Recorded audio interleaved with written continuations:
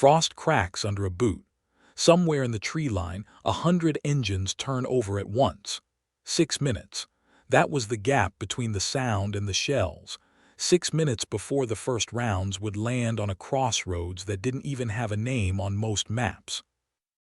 Staff Sergeant Walter Kastner, 24 years old, had 11 men behind a stone wall and a promise he'd made to their mothers without ever saying it out loud, that he'd bring them home in the same number he'd taken them out. 11 men. 40 rounds a rifle, on average. One working radio with a battery reading half charge. 60 meters of open pasture between them and the tree line where the sound was coming from. 2 roads met at their position, and whichever army held that intersection by morning controlled the fastest route west for 11 kilometers in either direction. But the radio wasn't just low on charge. It was tuned, by accident, to a frequency nobody at their headquarters was using anymore, which meant that whatever Kastner's squad saw in the next few hours, nobody above them would know about it unless someone got creative and fast. Would 11 men and a dead radio be enough to matter in a war being fought by armies of hundreds of thousands? Was there anything a forgotten squad on a forgotten road could do that would reach as far as a general's desk 200 kilometers away? And what exactly was rolling toward them out of that tree line, in numbers nobody in the American line that week had accounted for? To understand how 11 men ended up alone at a crossroads that would decide more than any of them could have guessed, you have to go back 6 hours, to a warm tent, and a map nobody thought needed updating. It was the second week of December 1944, in the Ardennes forest along the Belgian-German border, and the American units strung along that stretch of front believed, almost to a man, that this sector was quiet. It had been quiet for weeks. Green replacement divisions were sent there to get their footing. Battered veteran divisions were sent there to rest. The forests were thick, the roads were narrow, and every staff officer on the Allied side agreed that no serious German attack could come through terrain that difficult, not in December, not with the German army as depleted as intelligence believed it to be. That assumption was the whole reason a crossroads near a hamlet called Rocheville mattered at all.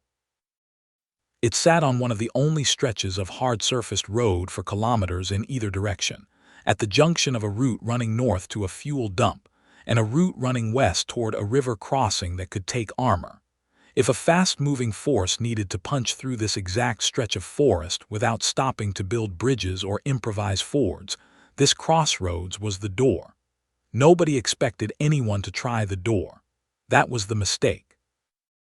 On the German side, this stretch of road had been selected months earlier by planners under Adolf Hitler's directive for a winter offensive aimed at reaching the port of Antwerp, splitting the American and British armies, and forcing a negotiated peace in the West before the Soviets could finish the war in the East.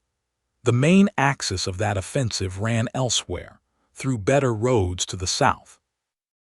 But a secondary armored thrust, a fast-moving Kampfgruppe under an armor colonel named Heinrich Vogt, had been given a narrower, riskier job. Slip north of the main advance, seize the crossroads at Rocheville and the fuel dump beyond it before the Americans could destroy the fuel or blow the bridge, and open a second lane west that would let follow-on panzer units bypass the traffic jams already choking the southern roads. Vogt's force needed that fuel. Without it, his column had perhaps 60 kilometers of range before its tanks became useless steel on the roadside. The plan depended entirely on speed and surprise. It depended on nobody warning the Americans in time to blow the bridge or torch the fuel dump first. It depended, in other words, on a crossroads nobody on either side thought mattered very much being taken quietly, in the dark, before anyone noticed. Kastner's squad hadn't been sent to Rocheville to stop an armored column. Nobody at their level knew Vogt's Kampfgruppe existed. 2nd Squad, 3rd Platoon, had been a rear area listening post attached to a heavier weapons company holding ground 4 kilometers east, and at 23:40 hours on the night of December 15th, their platoon leader had radioed a simple order. 2nd Squad, displaced to the crossroads at Rocheville, hold position, report any movement out. That was the entire briefing. No enemy estimate. No expectation of contact. Kastner's squad had loaded onto a single truck, driven through fog with their headlights taped to slits, and arrived at a stone farmhouse wall overlooking the intersection a little after 100 hours. They had 2 Browning automatic rifles, 9 M1 Garands, 1 bazooka with 3 rockets, and crucially, 1 SCR-300 radio that Corporal Elmer Voss had spent 20 minutes swearing at before getting a weak signal, on a frequency that turned out, unknown to any of them yet, to belong to an artillery liaison net that had been reassigned 2 days earlier and mostly gone silent since. They dug in behind the wall, set the bazooka team on the North Road, and waited for a relief they assumed would come with daylight. Elmer Voss was 22, from Sheboygan, Wisconsin, and had worked in his father's dairy before the war. He still carried a photograph of a cow named Bess that his younger sister had sent him as a joke, and it had become squad tradition to ask Voss how Bess was doing whenever things got tense. PFC. Daniel Ruiz was 19, from El Paso, Texas, the squad's best shot with the bar, and the only one of them who wrote a letter home every single night regardless of what had happened that day, even if the letter was 3 lines long. PFC.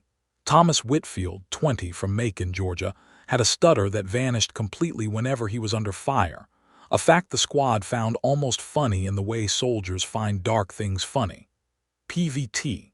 Salvador Greco, 18, from Brooklyn, had lied about his age to enlist and still hadn't told his mother he'd shipped overseas, mailing his letters through an aunt instead.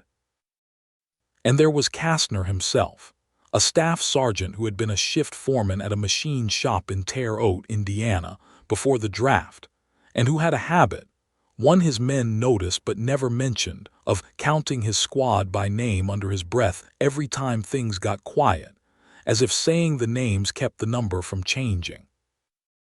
By 200 hours, the squad had finished digging what shallow positions the frozen ground would allow, checked ammunition twice, and confirmed one uncomfortable fact.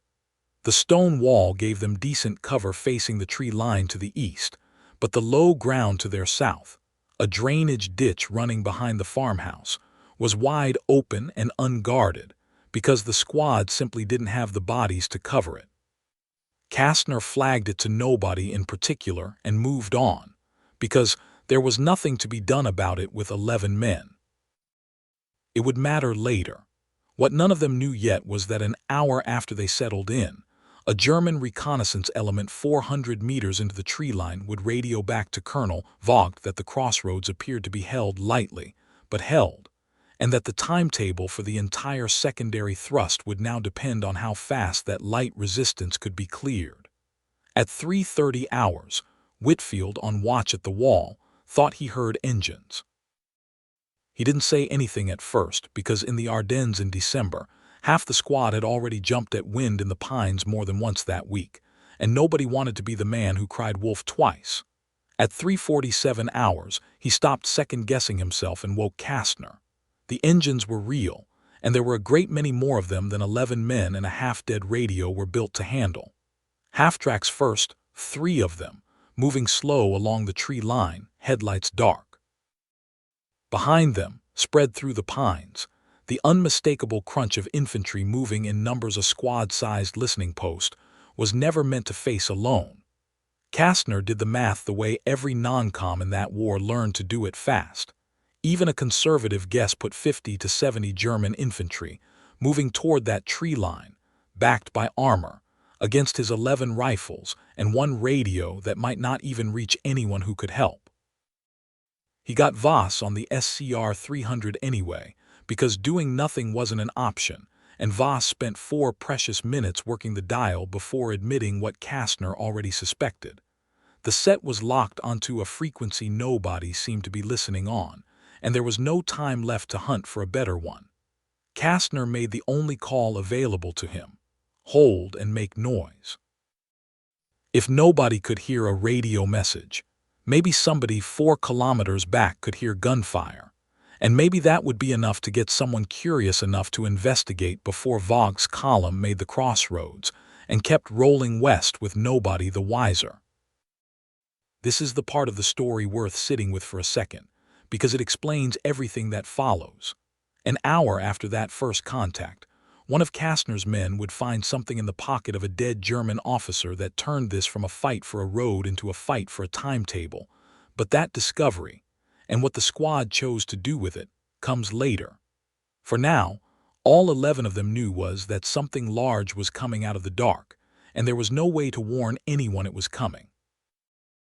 At 4:01 hours, the first German probe reached the open pasture 60 meters from the wall, and Ruiz opened up with the bar before anyone gave the order, because waiting any longer would have meant losing the only advantage 11 men in fixed positions had left: surprise. Muzzle flashes lit the frost. 3 German soldiers went down in the first burst, the rest scattered back toward the tree line, and for a few seconds the pasture went silent except for someone screaming in German 30 meters out, a sound that didn't stop for almost a minute, and that none of Kastner's men would forget. Whitfield's stutter, true to form, had vanished entirely. He was calling ranges to the bazooka team in a flat, clear voice that Greco later swore didn't sound like Whitfield at all. If you're just finding your way to this channel, this is the kind of story it exists to tell, not the generals and the maps, but the 11 men nobody remembered to write down. Stick around, it gets harder from here. The German response came at 4:29 hours, and it came with armor. One of the half-tracks rolled forward to within 100 meters and opened up with its mounted machine gun, walking fire along the top of the stone wall while a fresh wave of infantry, 20 or more this time, pushed through the pasture under that covering fire. Kastner's wall held, but only just. A burst caught Greco across the left forearm, tearing through muscle without hitting bone, and he kept firing one-handed while Ruiz reloaded for him between his own bursts, an image the squad would talk about for the rest of their lives if they lived long enough to have the rest of their lives. The bazooka team, Voss and a private named Hollies, waited with a discipline that cost them nerve they didn't know they had, letting the half-track close to 60 meters before Voss put a rocket through its front plate. It didn't kill the vehicle outright, but it stopped it dead and sent the crew scrambling for the ditches, and for the second time that morning, the German advance broke and pulled back into the tree line to regroup. 2 rockets left. Ammunition for the bar down to 4 magazines. It was 4:51 hours, and the squad had been in continuous contact for exactly 50 minutes. It was in the lull after that second push that Ruiz, crawling out to drag a wounded German prisoner in for questioning rather than leave him to freeze in the open.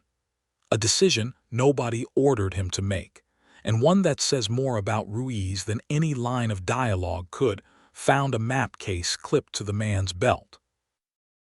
Inside it, water-stained but legible, was a hand-annotated route sketch showing the crossroads at Rochevel, the fuel dump 4 kilometers north, and a timetable written in German shorthand that even Kastner, with 2 years of high school German, could partly work out. A column was expected to clear this position and reach the fuel dump before daylight. Kastner didn't know the word Kampfgruppe, and he didn't know Colonel Vogg's name, but he understood immediately what he was holding: proof that this wasn't a patrol clash. It was the leading edge of something much larger, aimed at a target that mattered, and it was running on a clock. The teaser worth holding on to here. What Kastner decided to do with that map case 40 minutes later would matter more than every round his squad fired that morning combined. But first, the numbers on the ground had to get a great deal worse before that decision was even possible. They got worse at 5:18 hours. A German officer, dismounted now and clearly frustrated with the delay, pushed a third assault, this one from 2 directions at once, infantry pressing the pasture to the east while a smaller element, 6 to 8 men by Kastner's count, worked around through the drainage ditch to the south, the exact unguarded ground Kastner had flagged with nothing to spare for it 3 hours earlier.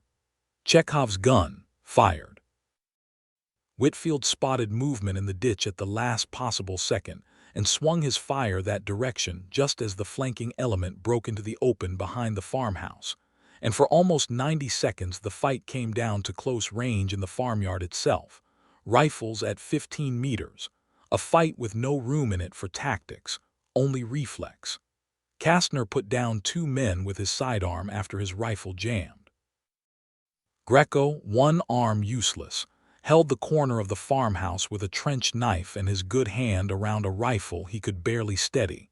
And it held barely, because the German flanking element had expected 6 defenders spread thin, not 6 defenders who refused to move. When it was over, the ditch to the south held 3 more German dead, and Kastner's squad had lost their first man.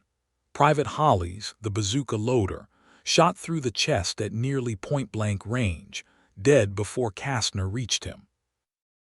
10 men left, 11 rounds on average per rifle, 1 rocket, a radio that still hadn't reached anyone. This is the moment where the math simply stopped working, and every man behind that wall knew it. 10 defenders, dwindling ammunition, against a force that had already shown it could commit fresh troops from 2 directions and would keep doing so until the position broke or the sun came up, whichever happened first. Kastner did not pretend otherwise to his men. He told them plainly in the 2 minutes of quiet that followed that they were not going to win this fight by holding the wall until German ammunition ran out first, because German ammunition was not going to run out first. What they could do, he said, was buy time, and the map case in his jacket told him exactly how much time was worth buying, and to whom. Those 2 minutes of quiet did not last. At 5:24 hours before Kastner had finished dividing his squad, the Germans tried something new. A smoke round, dropped short into the pasture, meant to screen a 5th approach along the eastern hedgerow while the defenders' attention was still on the drainage ditch to the south. It nearly worked. Ruiz caught movement in the gray haze only because he'd stopped watching the obvious ground and started watching the ground nobody was covering. An instinct he couldn't have explained if asked, only that something about the silence from that direction felt wrong in a way the noise from the others hadn't. He put half a magazine into the hedgerow blind, on faith more than aim, and a German soldier stumbled out of the smoke and went down 8 meters from the wall. The rest of that approach broke off almost as soon as it had started, unwilling to keep pushing into fire from a position that, by every reasonable account, should have been suppressed twice over already.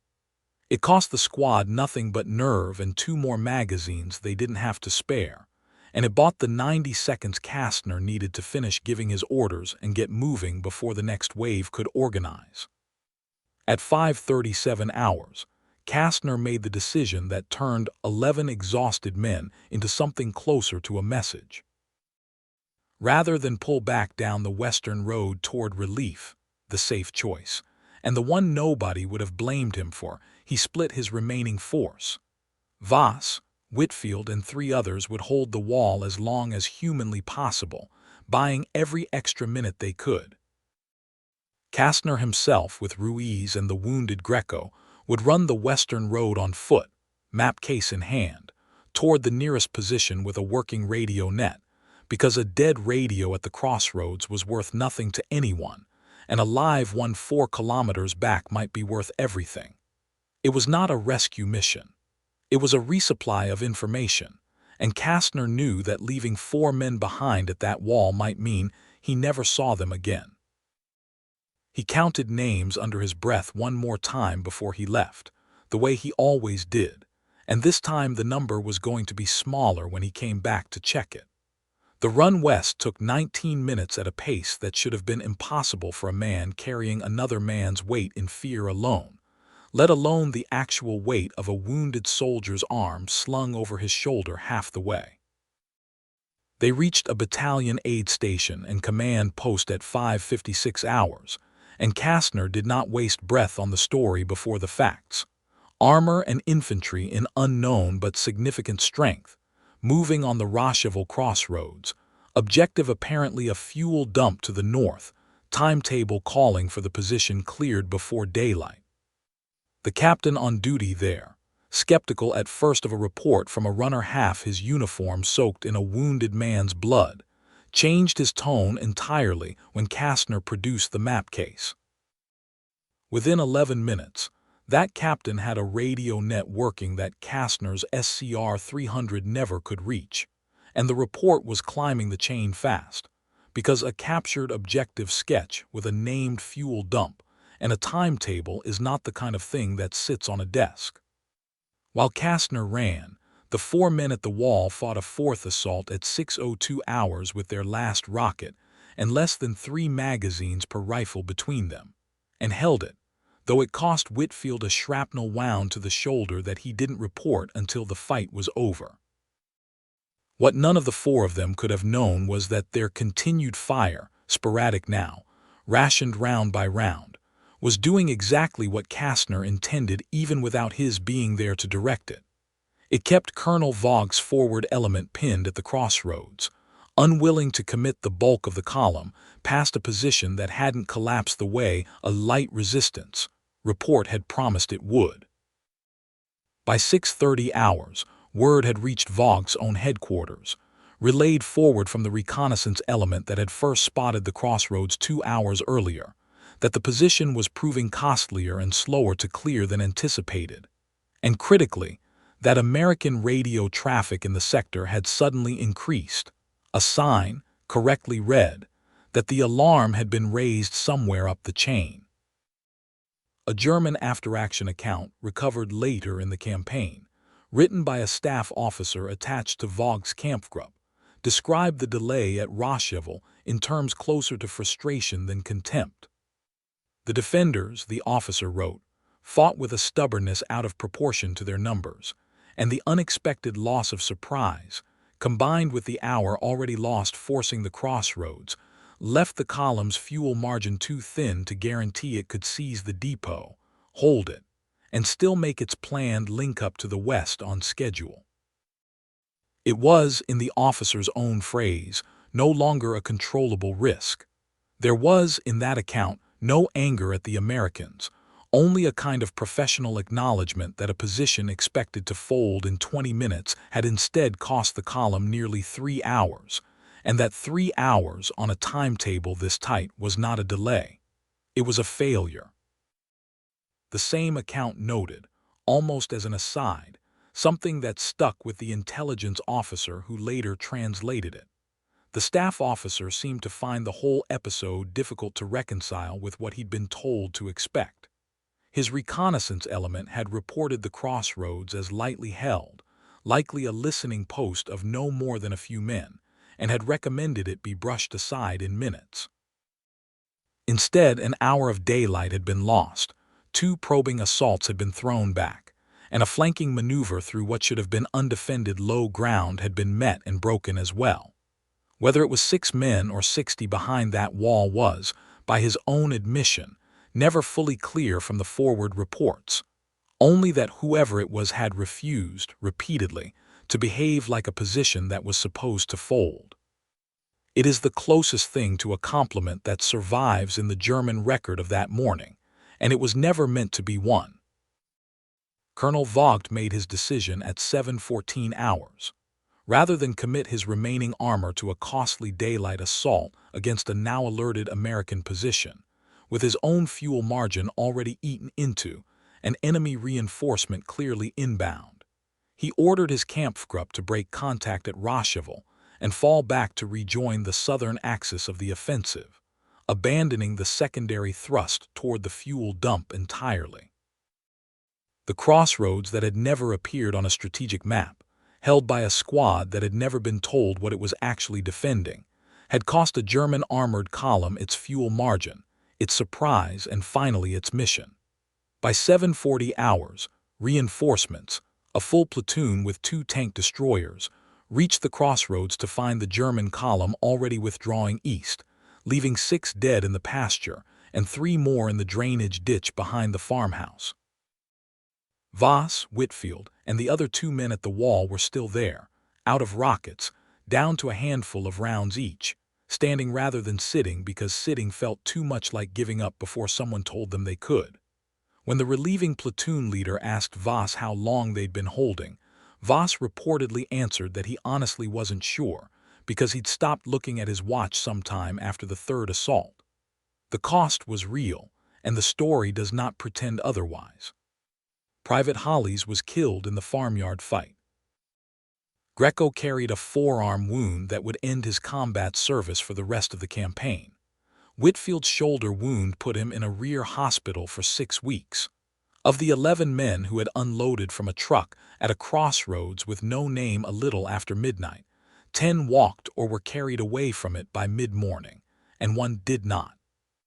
When Kastner reported back to his own company commander 2 days later, after the immediate crisis of the Ardennes offensive had absorbed every other piece of news in the sector, the exchange was short.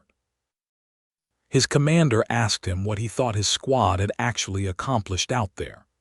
Kastner said he didn't know for certain, that as far as he could tell, they'd mostly just made a lot of noise and refused to move off a stretch of road nobody had told them was important. His commander, who by then had seen the captured map case and the after-action summary working its way up from Corps intelligence, told him that the noise had likely stopped a German armored column from reaching a fuel dump that would have kept it running for another 60 kilometers west, deep into terrain the Americans weren't ready to defend. Kastner didn't have much to say to that. He asked instead whether anyone had written to Hollis's family yet, and whether he could be the one to do it. He wrote that letter 3 nights later by flashlight in a farmhouse very much like the one his squad had defended, and by his own later account, it was the hardest thing he did in the entire war, harder than the run down the Western Road, harder than the fight at the wall itself. He did not mention the map case in it, or the fuel dump, or the column that never reached it. He wrote instead that Hollis had loaded a bazooka calmly under fire when calm was the least natural thing in the world, and that the men beside him had trusted him completely, and that the trust had been earned. It was the only part of the whole engagement Kastner ever seemed to want to talk about afterward, in the handful of interviews he gave decades later. The fuel dump, the timetable, the colonel's decision 200 kilometers up the chain, those, he said, were things he only pieced together well after the war, reading accounts written by men who'd never stood behind that wall. What he remembered, what he said he'd still see clearly on a quiet night, was simpler than any of it. 11 names, and how many of them he still had left to count. There is a particular kind of silence that settles over a position once the fighting has genuinely stopped, and it is nothing like the silence before a fight begins. The men at the wall noticed it first, the absence of engines, the absence of that scream from the pasture that had gone on for almost a minute 2 hours earlier, the absence, finally, of the need to keep counting rounds.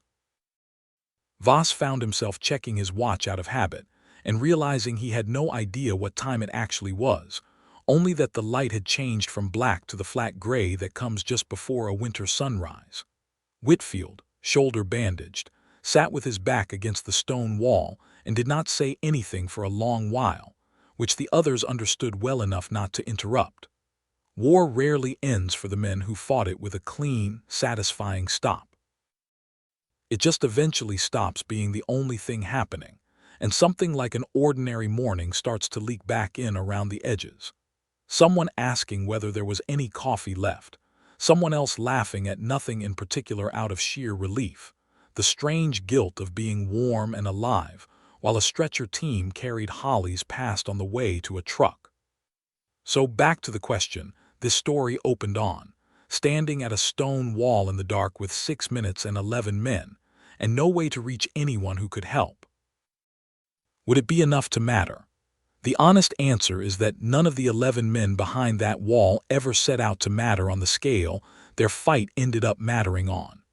They weren't fighting for a fuel dump they didn't know existed, or a colonel's timetable they never heard of, or a strategic crossroads some staff officer had marked on a map in red pencil weeks earlier.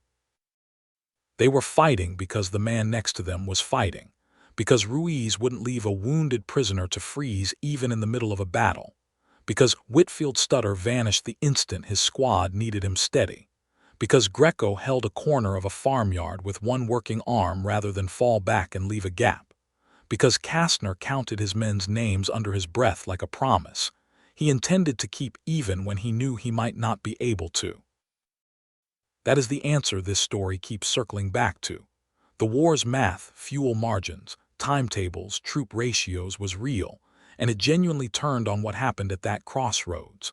But nothing in that math explains why 10 exhausted, outnumbered men held a wall they had every tactical reason to abandon. Only the men themselves explain that, and most of them, for the rest of their lives, would tell you they didn't do anything special. They just didn't leave. By the time the sun cleared the tree line that morning, the pasture in front of the stone wall was quiet in the particular way battlefields go quiet afterward, not peaceful, just spent. Frost still clung to the grass where nothing had disturbed it. Somewhere down the western road, a Jeep engine was approaching with more men and more ammunition that, for the first time since 347 hours, nobody at that crossroads would need. The wall was still standing. So in the end, were most of the men who'd held it. If a story like this is worth anything to you, it's worth passing along, because the only reason we know what 11 forgotten men did at a crossroads with no name is that somebody, eventually, bothered to write it down. If you want more of these, the fights that never made a headline but changed what happened next anyway, stay close to this channel. And if you've got 30 seconds, tell us in the comments which part of tonight's story you'll still be thinking about tomorrow. That's how these stories stay remembered instead of forgotten twice.